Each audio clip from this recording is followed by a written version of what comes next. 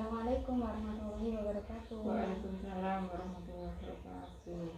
Ibu, sebelumnya perkenalkan, nama saya Widy Sulistiawati. Saya dari Prodi S1 Ilmu Gizi di IPKM Widya Cita Usaha Kesanggean. Dengan ibu siapa, nggih? Nama saya Kasti Nur Faida, umur 48 tahun, ibu rumah tangga. Nggih. Ibu Kasti, berat badannya berapa, nggih, Bu? Berat badan 80, Kalau tinggi badannya, Bu? 58. Nggih, Ibu, ada riwayat penyakit napa, nggih? Penyakit asam lambung sama darah tinggi. Asam lambung sama darah tinggi. Nggih. Ibu, Ibu tahu napa mboten apa itu hipertensi? Hipertensi nggak tahu, setahu saya tuh kalau periksa itu cuma darah tinggi. Darah tinggi. Ibu, ini saya ada leaflet dulu, Ibu. Nanti di leaflet bisa dilihat. Ya, Hipertensi itu betul kata Ibu, merupakan peningkatan tekanan darah. Tapi lebih spesifiknya, hipertensi itu merupakan keadaan di mana tekanan darah seseorang di atas normal, yaitu mulai dari 140 sampai 90 mmHg. ya, Nah, untuk penyebab hipertensi, apa Ibu tahu? nggak tahu. Nah, di sini di leaflet juga dijelaskan. Penyebab hipertensi yaitu ada penyebab yang tidak dapat diubah. Misalnya seperti umur, terus genetik atau keturunan. Mungkin keluarga Ibu ada yang pernah hipertensi, Nggak ada. baru Ibu ini aja ya. Ya, Terus sama jenis kelamin. Biasanya itu kalau perempuan sama laki-laki cenderung lebih banyak perempuan yang mengalami hipertensi. Kemudian penyebab hipertensi juga ada penyebab yang dapat diubah. Bisa dilihat di sini ada obesitas, merokok, konsumsi garam berlebih, dan tingkat stres. Jadi untuk menurunkan hipertensi bisa dengan merubah konsumsi garam berlebih dan mengurangi obesitas. ya, Nah, dari beberapa untuk mengurangi tekanan darah biasanya dilakukan diet rendah garam. Ibu tahu apa itu diet rendah garam? mengurangi garam kalau masak. Nah, Ibu benar, tapi lebih tepatnya diet rendah garam itu diet yang diberikan kepada pasien dengan hipertensi ringan. Dengan pengolahannya itu hanya boleh memberikan 1 sendok teh garam setiap kali Bu memasak. Jadi tidak boleh lebih dari setengah sendok teh. Iya. Jadi, Kalau masaknya banyak. kalau masaknya banyak ya tetap Bu nggak boleh lebih dari setengah sendok teh garamnya. Ya, Terus tujuan diet rendah garam ini yang pertama itu bisa membantu menghilangkan retensi garam atau air dalam jaringan tubuh. Jadi dengan diet rendah garam, garam-garam yang ada di tubuh Ibu nanti itu bisa hilang perlahan-lahan. Kemudian tujuannya juga menurunkan tekanan darah pada pasien hipertensi. Yang ketiga, menurunkan berat badan menuju normal. Nah, jika Ibu obesitas, diet rendah garam ini juga bisa membantu untuk menurunkan tekanan darah ya, dan berat badan. Terus bisa Ibu lihat di baliknya ada cara mengatur diet rendah garam. Dan ada makanan yang dianjurkan dan makanan yang tidak dianjurkan.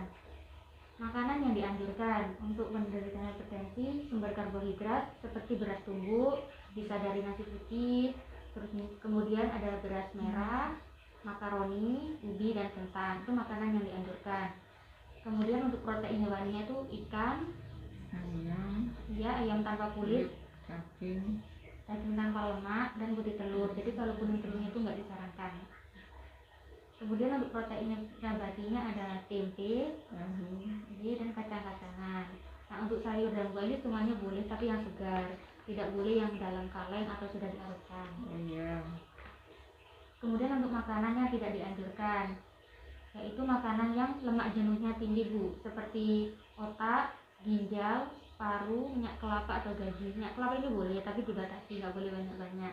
Misal terlalu sering makan gorengan itu juga nggak boleh. Kemudian makanan yang diolah menggunakan garam seperti biskuit, ceker, keripik ini nggak boleh terlalu banyak Bu, dibatasi. Kemudian makanan dan minuman dalam kaleng seperti sarden, sosis, soft drink, buah dan sayur dalam kala itu juga nggak boleh karena banyak mengandung natrium. Kemudian ada makanan yang diawetkan seperti dendeng, asinan sayur atau buah, abon, ikan asin bu nggak boleh. Terus udang kering, ikan pindang ini juga nggak boleh atau dibatasi, nggak boleh banyak-banyak. Kemudian telur asin dan selai kacang, susu full cream, mentega, mayonaise, daging sapi, daging kambing, kuning telur ayam ini juga nggak boleh banyak-banyak bu karena banyak mengandung kolesterol. Kemudian bumbu-bumbuan seperti magi, terasi, saus tomat, dan bumbu penyedap rasa kayak masako, roiko ini juga nggak boleh banyak. Kemudian cara mengatur dietnya bu. Yang pertama itu kalau masak ibu harus menggunakan bahan makanan yang segar, jangan yang sudah diawetkan. Terus gunakan garam iodium, jangan garam yang kerasak-kerasak gitu bu. Tidak lebih dari 1 sendok teh per hari, jadi setengah sendok teh. Kemudian menjauhi makanan yang diproses seperti sosis, makanan kaleng atau telur asin. Kemudian mengurangi penggunaan garam, bumbu penyedap, terasi, dan kecap saat memasak. Nanti ini bisa diubah kayak untuk mengganti rasa asin dalam makanan itu bisa menggunakan gula atau cuka, tomat segar, menggunakan bumbu rempah seperti bawang putih, bawang merah, kunyit, cabai dan sebagainya. Terus usahakan kalau makan ini selagi hangat agar aroma masakannya ini enak dan rasa asinnya tidak terlalu terasa. Saya ingin ditanyakan, kalau nggak ada saya yang tanya lu. Nah tadi ibu kan hipertensi ya, berapa penggunaan garamnya bu yang diperbolehkan? Setengah sendok per hari. Setengah sendok apa bu? Sendok makan. Sendok teh bu. Sendok teh. Terus makanan apa aja bu yang sebaiknya nggak dikonsumsi saat hipertensi ini? Yang tidak boleh